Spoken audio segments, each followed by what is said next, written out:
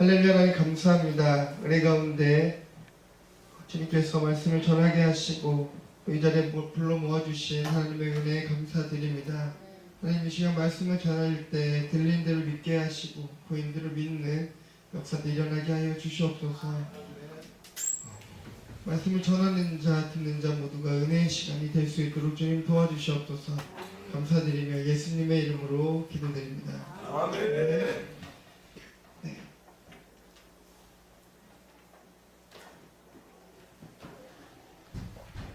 네, 저희 본문 말씀 보도록 하겠습니다.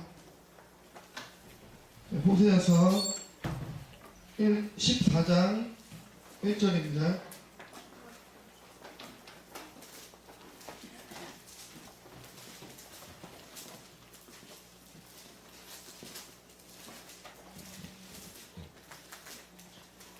다같이 봉독하도록 하겠습니다. 이스라엘아, 내 하나님 여호와께로 돌아오라. 내가 불의함으로 말미암아 엎드러졌느니라. 그 말씀 1절만 보도록 하겠습니다. 또 말씀 보겠습니다. 누가복음 15장 11절로 24절 말씀입니다.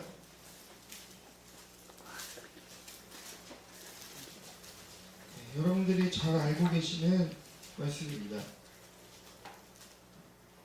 누가복음 15장 11절부터 24절까지의 말씀 다같이 한번 읽도록 하겠습니다.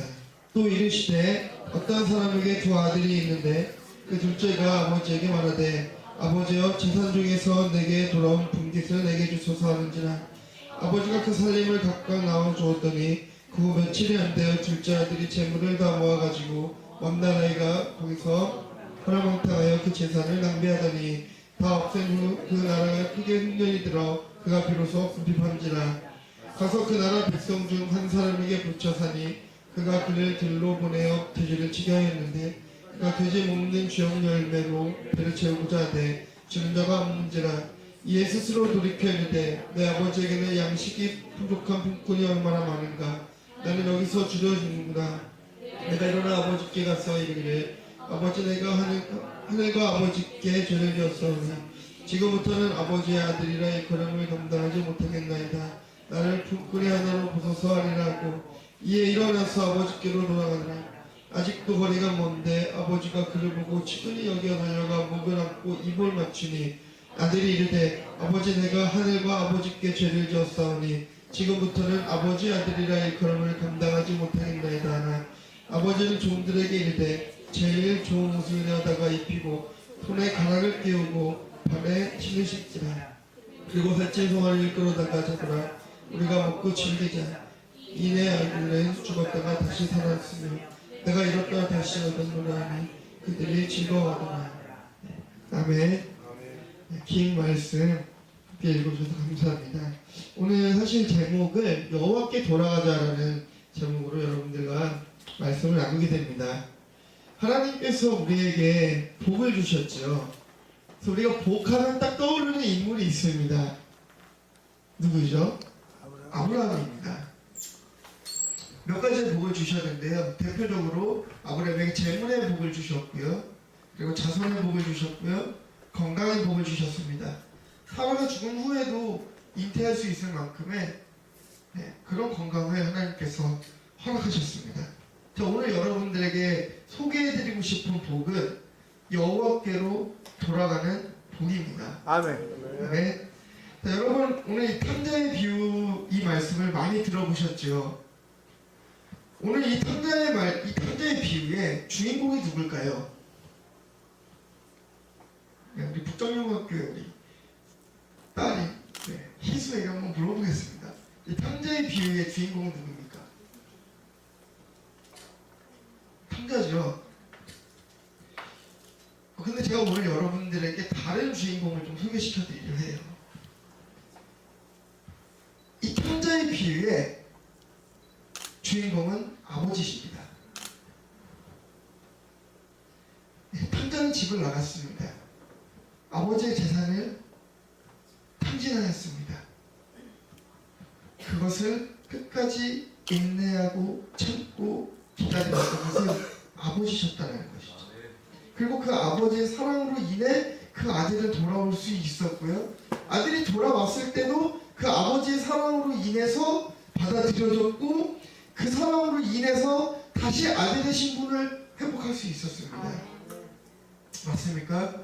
그래서 저는 이 탐자의 비유의 말씀을 들어서 주인공은 아버지다라고 여러분들에게 말씀드리고 있는 것입니다. 여러분, 우리도 탐자와 같은 인생을 살고 있는 것을 우리가 한번 생각해 보시기 바랍니다. 이 탐자의 습성은 무엇입니까? 탐자의 습성이요. 이렇게 집을 나가는 자식들, 돈을 갈취해서 나가는 자식들은 무엇입니까? 욕심이 많지요. 욕심과 더불어 화도 있고요, 불만도 있고요. 그렇습니다. 그런데 여러분, 성경이 어떻게 말하고 있죠? 우리 믿음의 선조인 이사야 선지자는 화가 많았습니다. 이 세상을 향해서, 이 더러운 세상을 향해서 손가락질 하는 거예요. 나를 왜 이런 더러운 세상 가운데 하나님 나를 부르셨을까? 그랬을 때 2장에 고백합니다. 화보다 나요라고 고백하죠. 하나님, 내가 문제입니다. 내가 문제입니다. 내가 문제인 것을 깨달았을 때 비로소 주님께로 돌아올 수 있었다는 것입니다. 내가 내는 분과 내가 내는 불평과 내가 처해 있는 모든 상황이 나로부터 시작됐다는 것을 인정할 때 우리가 아버지께로 돌아갈 수 있는 길이 열리는 줄 믿습니다. 아멘. 여러분, 우리가 은혜라는 단어를 자주 쓰고 있습니다. 성경에서 은혜라는 말을 표현할 때 몇 가지 몇 가지 표현으로 나타나는데요. 성경의 맨 처음 이 은혜라는 표현은 창세기에 나옵니다. 창세기 6장 8절을 한번 보도록 하겠습니다.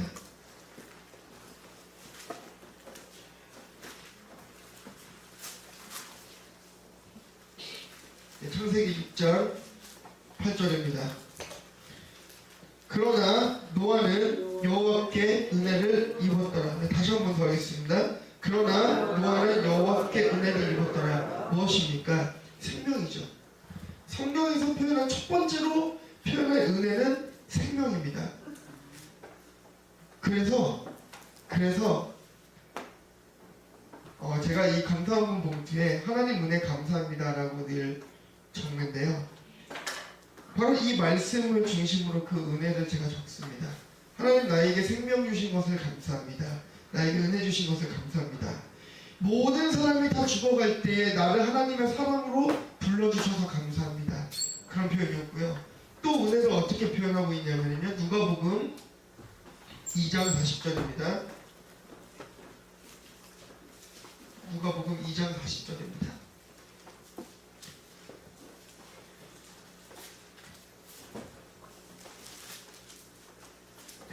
아기가 자라며 강하여지고 지혜가 충만하며 하나님의 은혜가 그의 위에 있더라. 한 말씀만 더 보겠습니다. 사도행전 11장 23절입니다.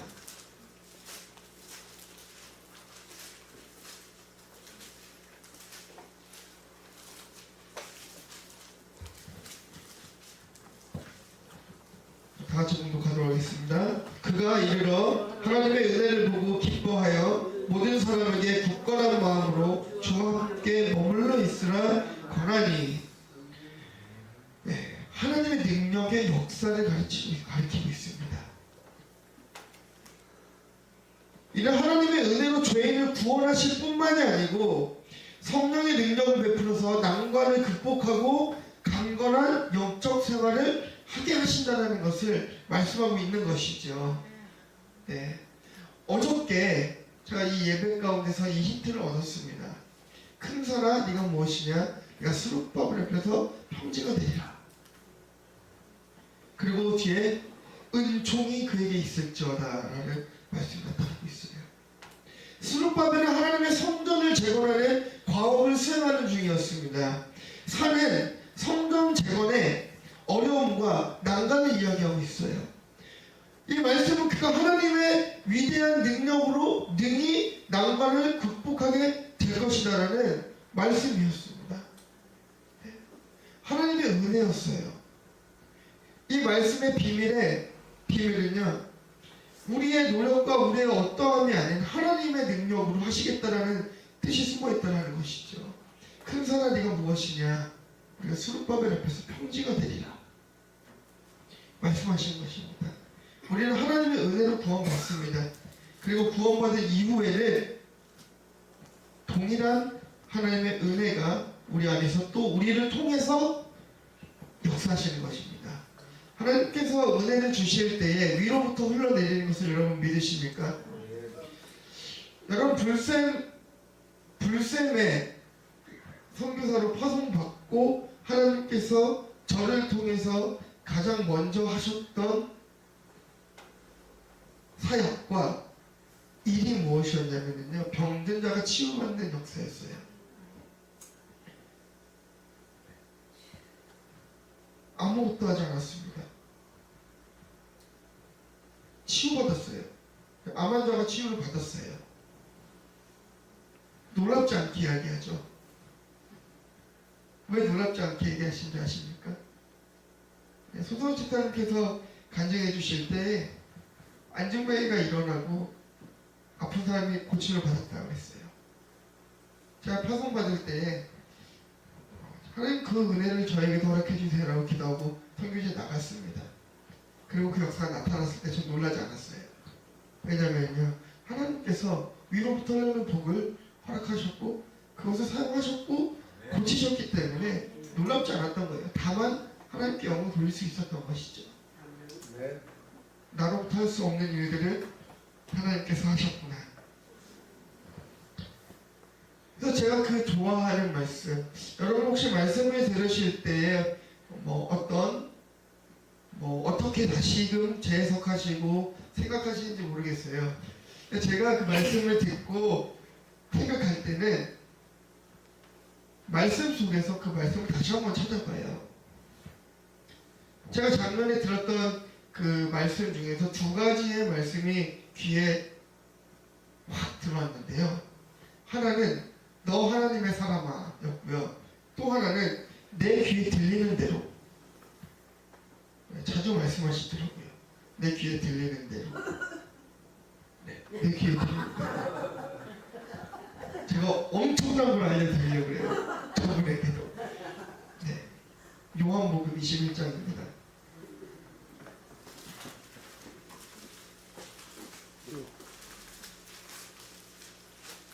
15절에서 17절.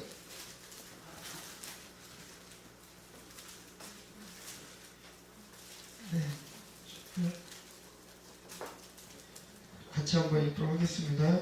그들이 조각 먹은 후에 예수께서 시몬 베드로에게 이르시되 요한의 아들 시몬아 내가 이 사람보다 나를 더 사랑하느냐 하시니 이르되 주님 그러하나이다.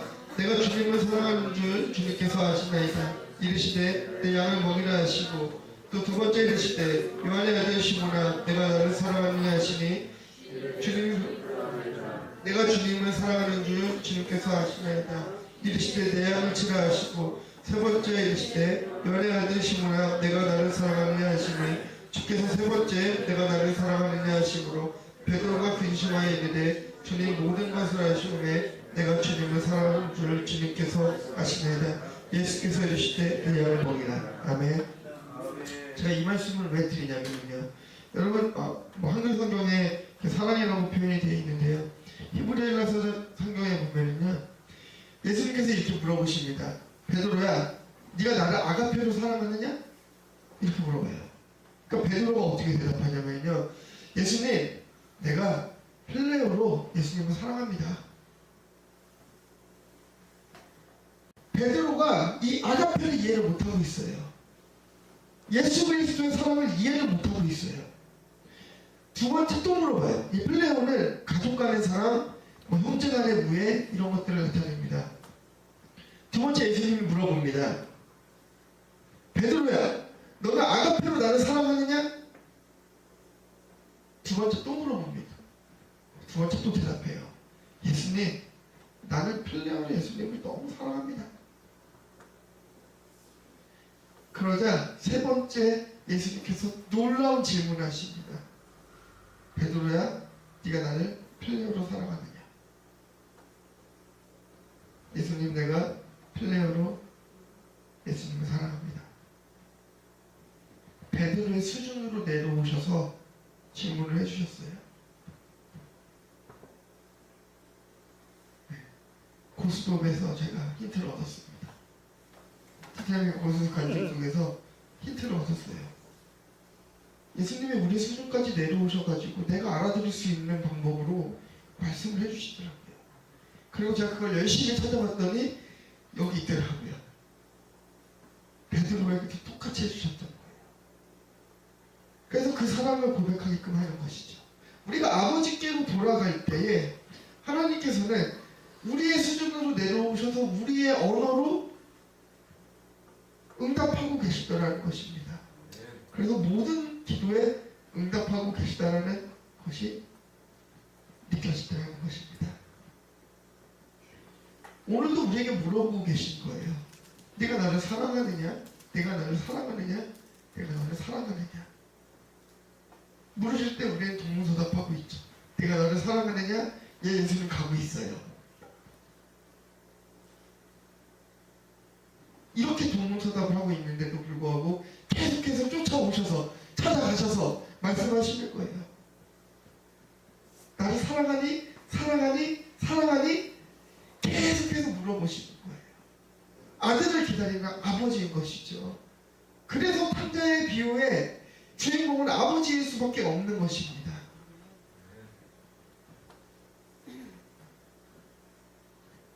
여러분, 탕자의 삶이 어땠습니까? 그는 부모를 잘 둔 덕분에 아무런 불편함이 없이 호의호식하면서 자랐습니다. 그 부모님은 맏아들에 비해서 일도 많이 시키지도 않았어요. 모두들 그를 사랑해주고 아껴주었습니다. 그런 아버지에게 이 탕자는 아버지의 분깃을 요구했어요. 달라는 거예요. 그리고 세상 속으로 나갔을 때에 그 뼈저리게 세상의 아픔을 맛보게 됩니다. 저는 그것에 집중해가지고 아버지를 놓치고 있었어요. 그 탕자의 그 힘든 삶을 묵상하느라 기다리는 아버지를 생각해보지 못했는데요. 그 아버지는 그것을 모르고 계셨을까요? 그 세상이 그렇게 치열하다는 걸 모르고 그 아들을 보냈습니까? 그 세상이 그렇게 더럽다는 것을 모르고 세상에 보냈습니까? 아시잖아요. 그리고 그 아들을 기다리는 그 아버지의 마음은 어떻겠냐 이거죠.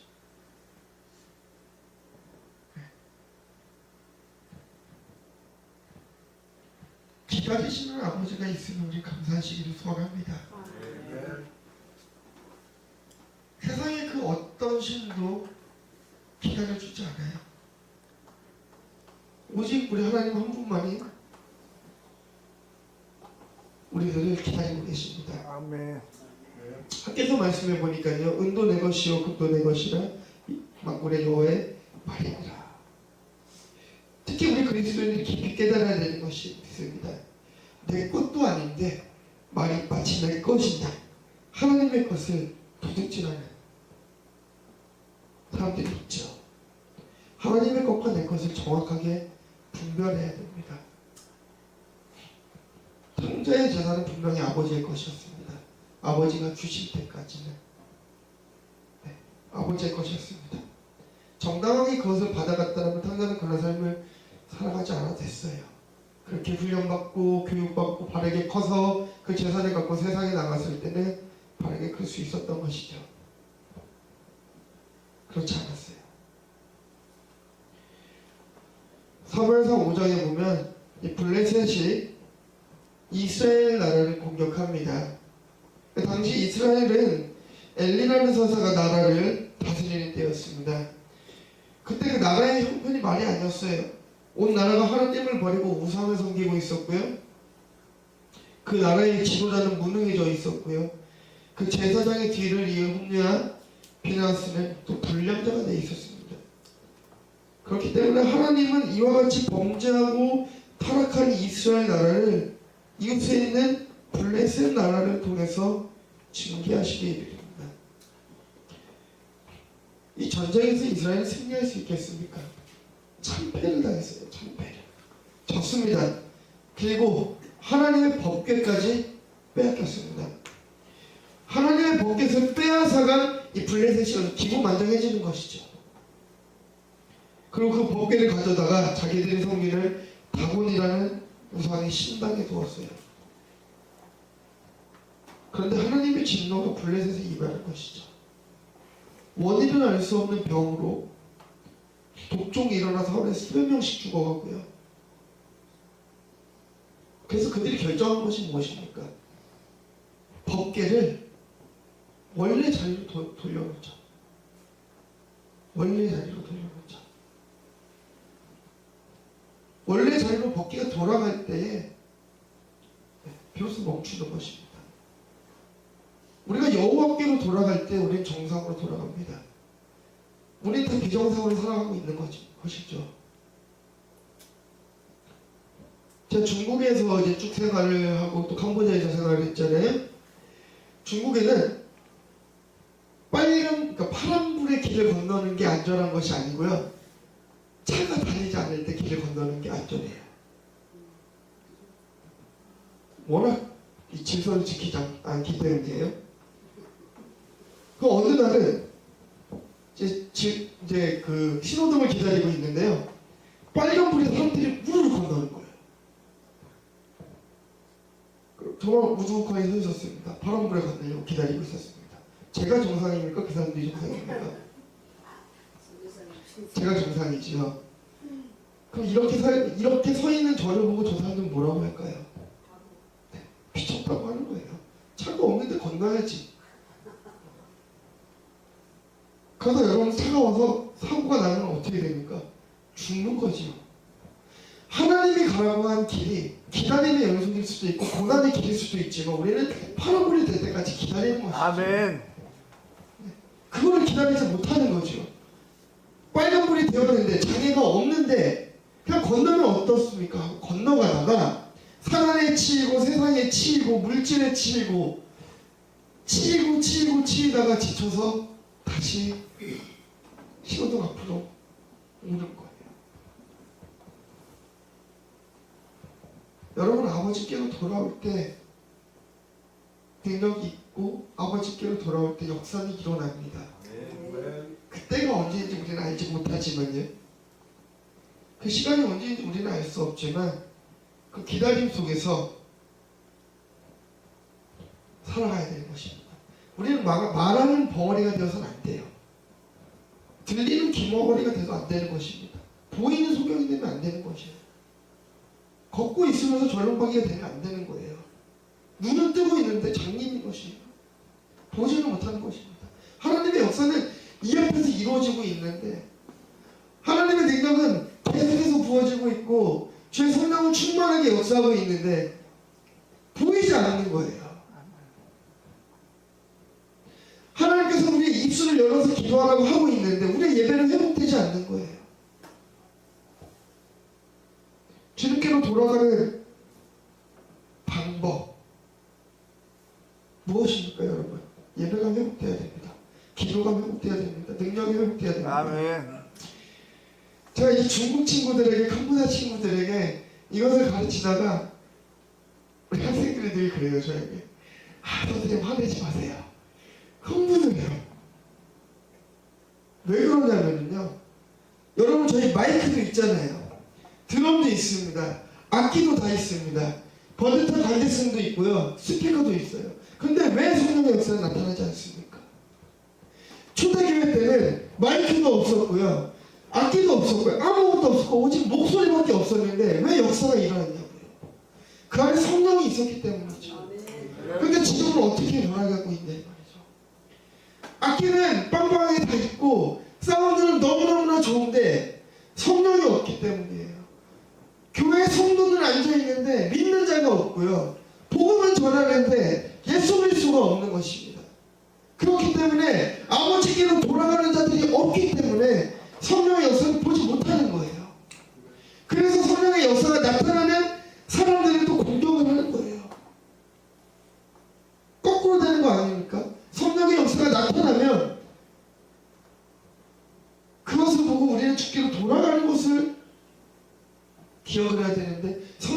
자가 나타나는 것을 보고 의심하기 시작하거나, 병든 자가 일어나면은 무엇부터 합니까? 이단이 아닌가?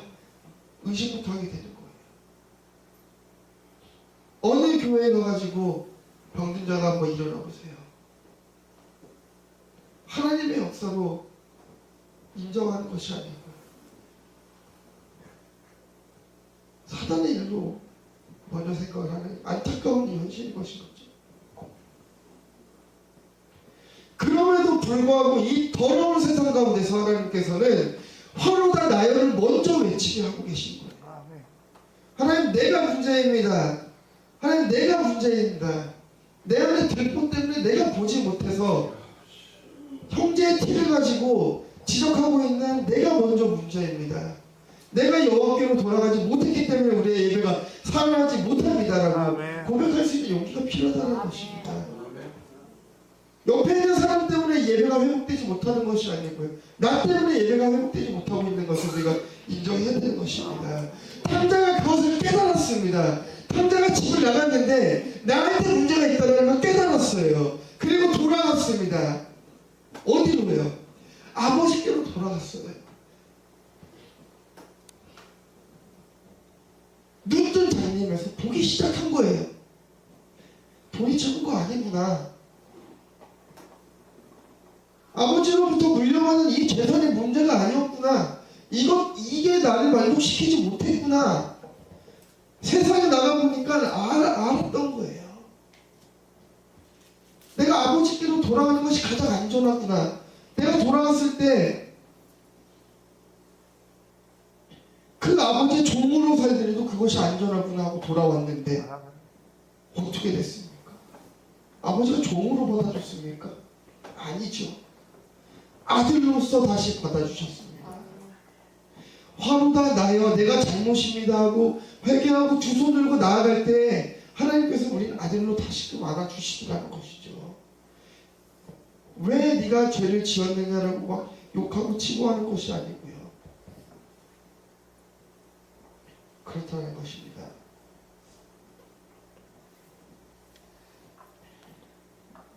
여러분, 이 노트가 보이시나요? 사실 이 비밀 노트입니다. 제가 은혜 받은 말씀들 그리고 그때 은혜 받은 것들을 기록해 놓는 노트예요. 그래서 굉장히 정리가 되어 있지 않은 설교 자료입니다. 그리고 이 태블릿 PC에는, 이 아이패드에는 제 설교가 300편이 들어있어요. 제가 했던.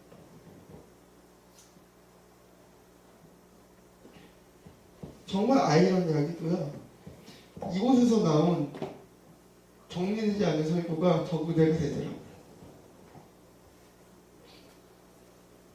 저는 설교를 준비할 때 굉장히 많은 성경을 봅니다.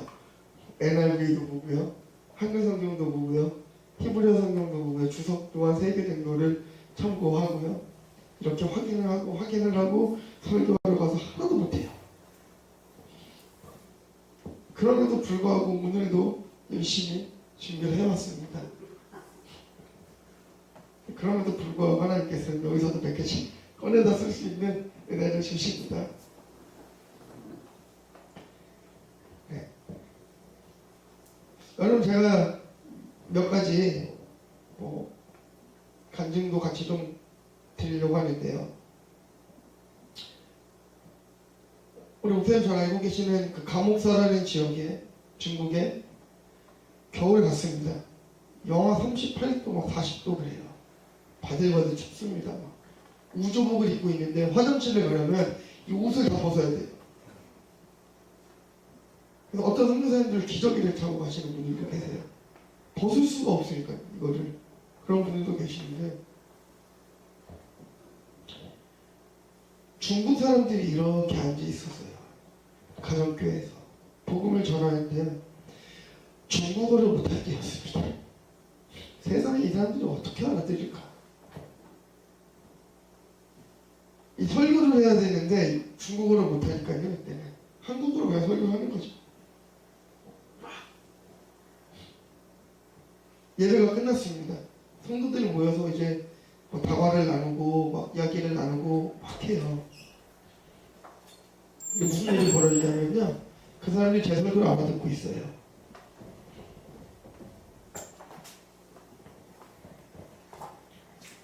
근데 여러분, 그게 17살 때예요. 17살 때. 그래서 저는 이 자리에 앉아있는 저 아이들을 절대로 어리다라고 생각하지 않습니다. 하나님 그때 역사하셨어요. 그래서 눈에 보이는 대로 믿게 하셨어요. 그 전에, 설교를 하러 나가기 전에 옆에 저랑 함께 계시던 선교사님께서 저한테 그렇게 말씀하셨어요. 너가 저 자리에 나가서 복음을 전하면 이 사람들이 알아들을 거야 라고 말씀하셨고, 그 얘기 듣고, 아 그렇습니까? 그러면 제가 가서 설교를 하겠습니다 하고 나간 거예요. 하나님의 사람이 시켜서 시키는 대로 나왔더니 역사가 일어나더라고요. 그게 비밀이었어요.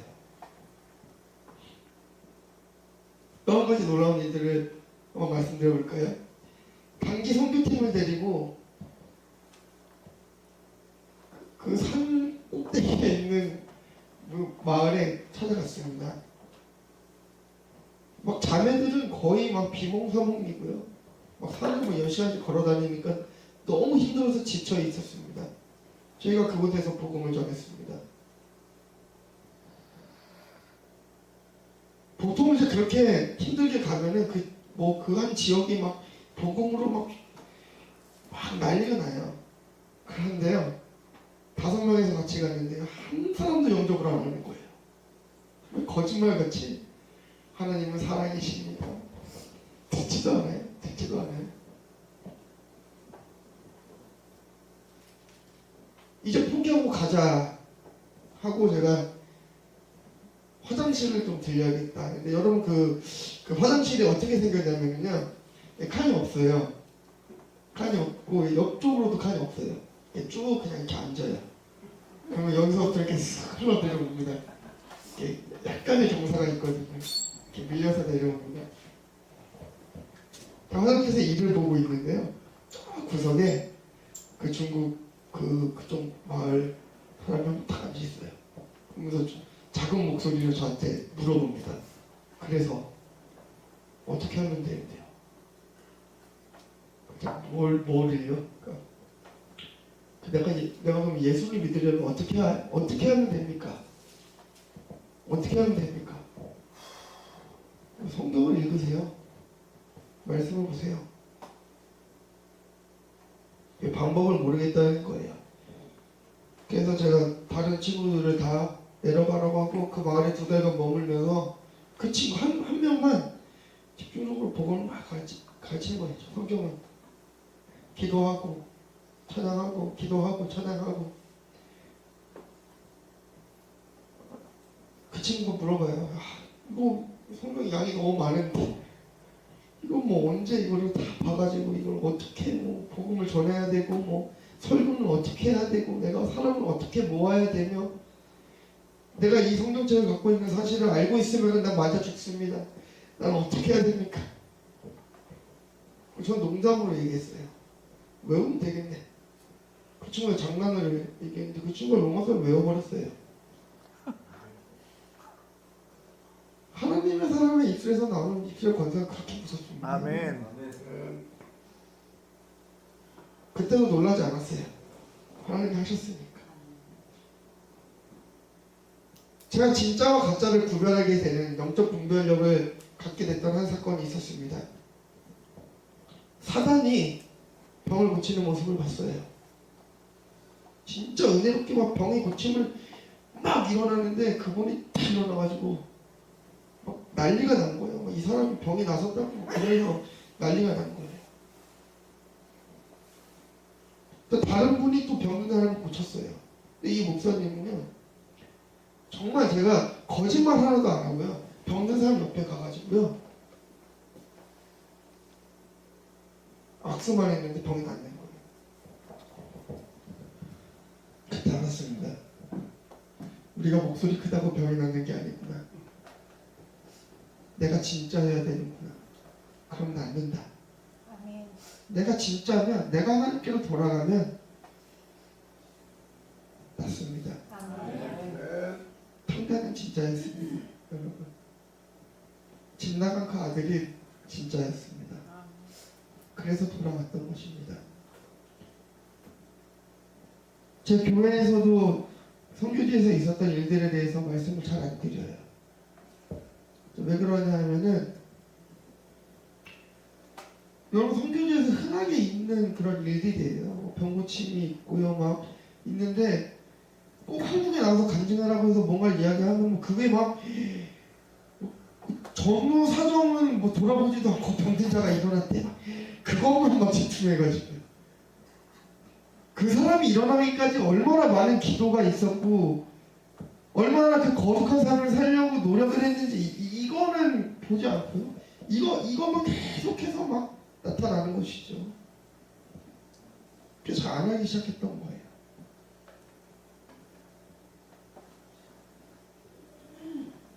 그런데 하나님께서는 진짜와 가짜를 구별하게 하시면서 이제는 조금씩 말할 수 있게끔 해주셨습니다. 자, 오늘 말씀을 준비하면서 몇 가지를 묵상을 하고 왔었습니다.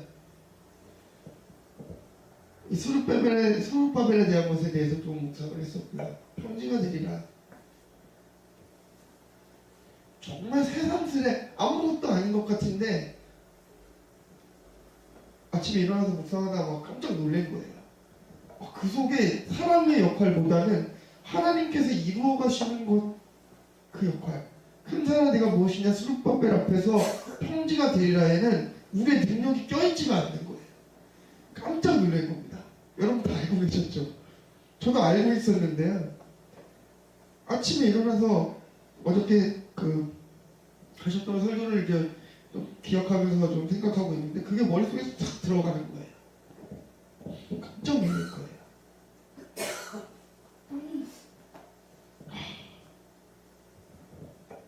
하나님을 의지할 수 있는 것이 은혜구나 했던 것입니다. 여러분, 육신의 고통 가운데 있는 자들이 주님께로 돌아오는 경우를 많이 봤습니다. 문제를 갖고 있는 가운데 하나님께로 다시 돌아오는 경우들이 너무나 많이 봤습니다. 그리고 그것이 고침받아졌을 때 하나님을 의지하는 사람들도 너무나 많이 봤고요. 그 문제가 해결이 됐을 때 하나님을 의지하는 사람은 너무나 많이 봤는데요. 내 병이 고쳐지지 않았음에도 불구하고 하나님을 의지하는 사람을 많이 보지 못했어요. 제가 목 놓아서 주장하고 싶은 게 바로 그것입니다. 아버지께로 돌아간 자에게 그것이 무슨 가치가 있냔 말이죠. 내 병이 낫든 안 낫든 그것이 뭐가 그렇게 중요하단 말이죠. 내게 돈이 있든 없든 그게 뭐가 그렇게 중요하단 말입니다. 자, 우리 하은이한테 그래요. 뮤지컬을 하는 것도 좋은데 하나님의 나라를 위해서 살아라 하면서 그런 얘기를 하면 인생 살아야 100년인데 하나님 일 하다가 죽기도 아까운 이 시간에 나가가지고 TV에서 노래해서 뭐하냐 이거죠. 그 무대들 앞에서 노래하면 뭐하냐. 차라리 예수 그리스도를 노래하고 찬양하고 그 입술로 예배할 때 하나님께서 기뻐 받으시지 않겠냐 이거죠. 아멘. 뮤지컬에서 80만 원 받고 힘들게 살다가 죽어도 천국 가는 거고 하나님 기쁘게 예배하고 찬양하다가 죽어도 천국 가는 건데 이왕이면 우리가 하나님 예배하고 찬양하다가 큰 상급 받고 가는 게 낫지 않겠냐는 아멘. 그것을 이야기해 주는 거였어요. 고3 아이들에게 늘 얘기해 줍니다. 연세대 서울대 가서 뭐하냐 이거예요. 얘네들이 거기 가서 하나님 잃어버릴 것 같으면 차라리 대학을 가지 마라 이거죠. 로또 300억 400억 맞으면 뭐하냐는 것이죠. 그걸로 내 신앙을 잃어버릴 수 있다면은 3억 4억 내가 주머니에 살고 붓는 게 더 은혜롭다는 것이죠. 그것이 바로 여호와께로 돌아가는 것입니다. 저는 부천영광교회를 위해서 정말 열심히 기도했습니다. 아멘. 오늘 말씀을 전해야 하기 때문에 새벽부터 일어나서 내가 말씀을 준비해야 되기 때문에 정말 열심히 기도했습니다. 그리고 또 한 가지의 이 말씀 속에서 은혜가 있었습니다. 이 집사님께서 꿈을 꾸신 것 중에 화장대가 거먹게 됐다. 저는 너무 은혜를 받았습니다. 와, 깨끗하게 할 수 있는 화장대가 있구나라는 것을 얼마나 감사한지 몰랐던 것이죠. 교회에 더러운 자들이 들어오지 않으면 여러분 예수 그리스도의 능력이 필요합니까?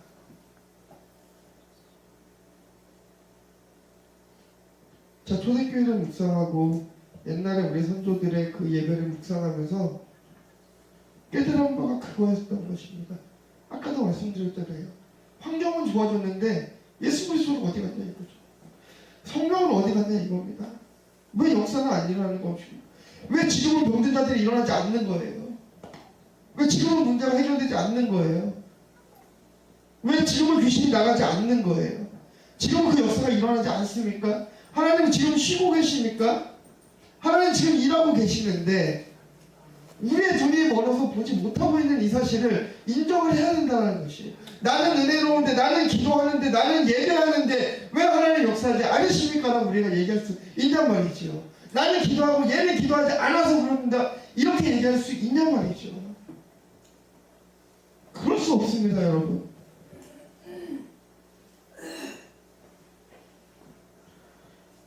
인정할 때에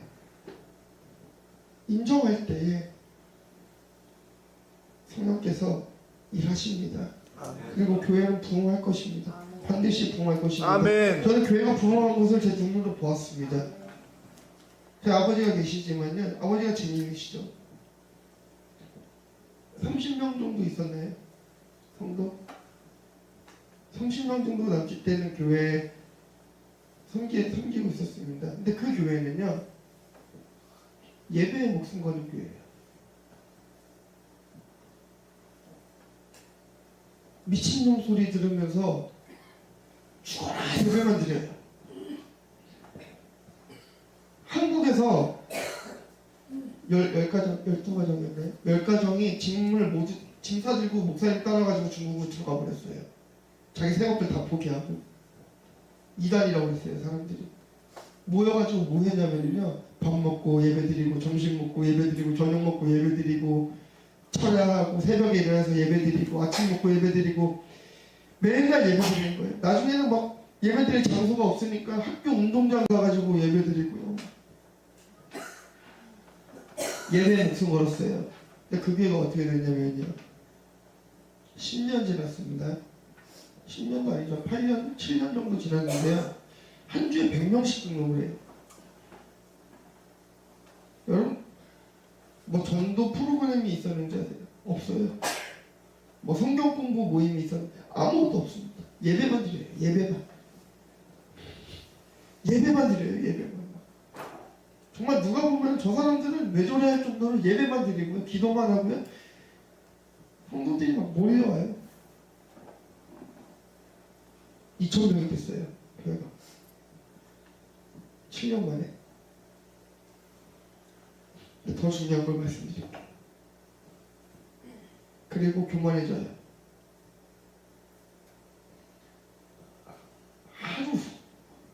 하루 만에 드십니다. 꽁원들이 들어와가지고요, 금요일에 예배 들어와가지고요, 목사님한테 총을 겨누려요. 나갈래 죽을래? 나가야죠. 살려면 나가는 거예요. 그 2,000명이었던 성도가 이전을 하는데 500명으로 줍니다. 그리고 또 추방당합니다. 그 다음에 200명으로 줍니다. 그리고 또 추방당합니다. 100명으로 줄어요. 그렇게 줄어요. 그러면서 그 교회가 서서히 이제 없어졌어요.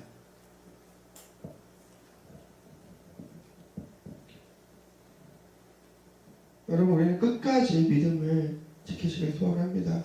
네. 여러분, 돌아온 탕자는 비록 아버지 재산을 가지고 나가서 몹쓸 짓을 하고요, 막 훔쳐먹쳐 돈을 쓰고 그랬지만요, 빈털터리가 돼도 아버지를 생각하고 돌아왔습니다.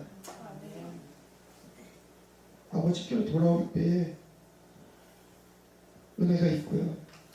아버지께로 돌아올 때에 부흥은 있습니다. 정직하게 세상 속에서 성실하게 믿음을 잃지 않고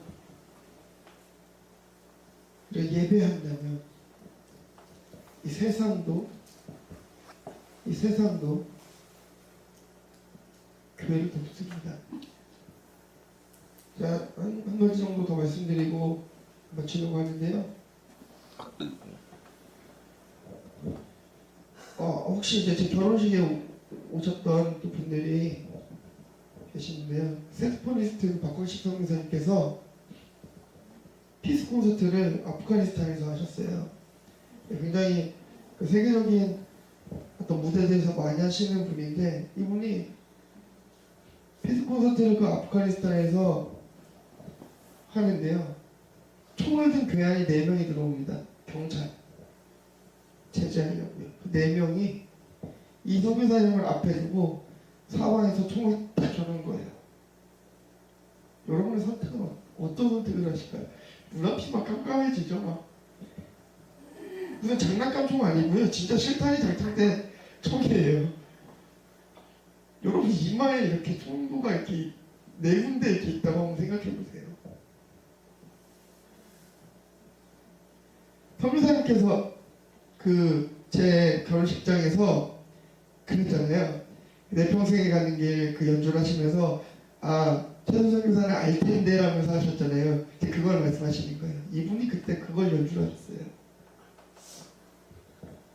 그 상황 가운데서 내 평생 가는 길 순탄하여 내 영혼 평안해 안 죽으셨잖아요.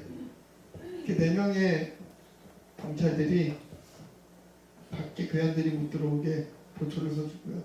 맨 앞에 앉아서 박수 치면서, 그리고 미국의 CNN에도 와가지고 촬영하고, 하나님의 사람들은 절대로 망하지 않습니다. 아멘. 지금 망하는 것 같으실 수도 있어요. 지금 무너지는 것 같을 수도 있어요. 하지만 우리는 드럼을 보고 건반을 보고 이 마이크를 보는 것이 아니고요. 예전과 같이 말씀을 의지하고 성령을 의지하면 역사가 일어납니다. 이런 것들을 가려져 있으면 안 돼요. 솔직한 마음 같아서는 없애고 예배하고 싶은 마음이에요. 사실 저도 찬양 인도를 하고 있지만요, 마이크가 없어도 인도할 수 있어요. 악기가 없어도 할 수 있어요. 의자는 있었습니까? 우리 믿음의 성도들 어땠습니까? 권서들 10km씩 걸어서 예배하러 오지 않았습니까? 그 믿음의 열정들이 다 어디 갔냐고요?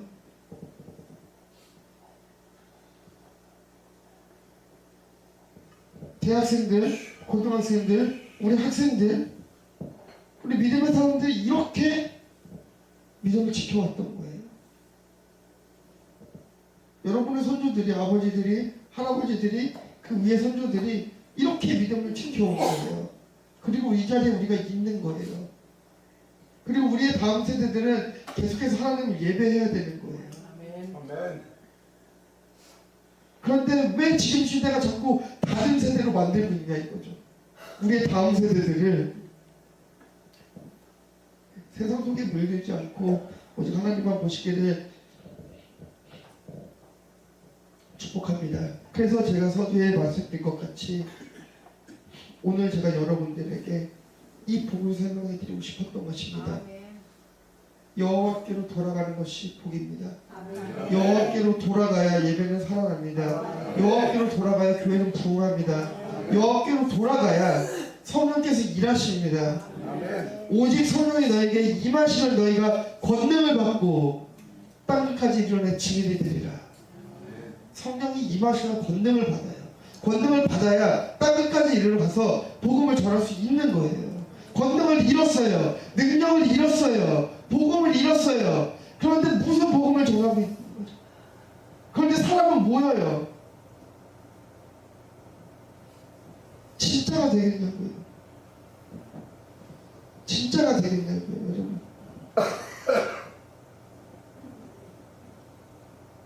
반주 좀 해주세요. 네. 저희 한번 같이 기도하기 소원합니다. 하나님,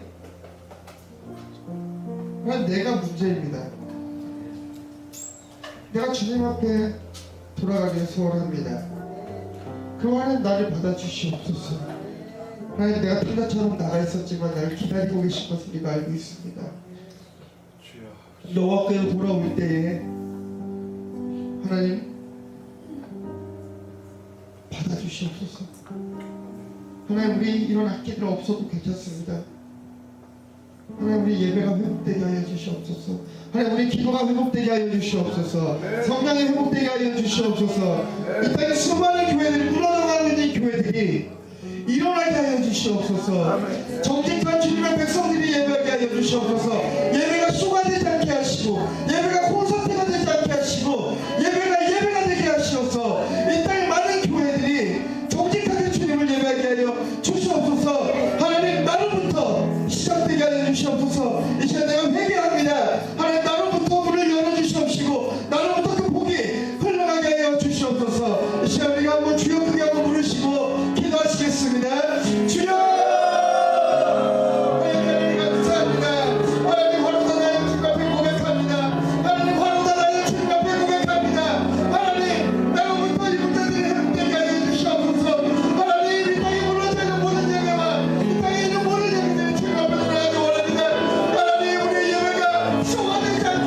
소원합니다.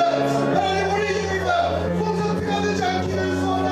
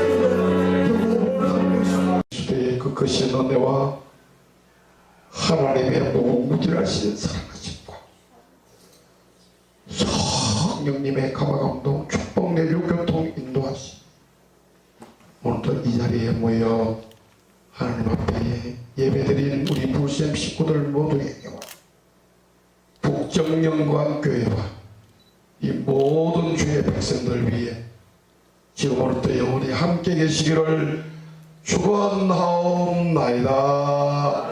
아멘.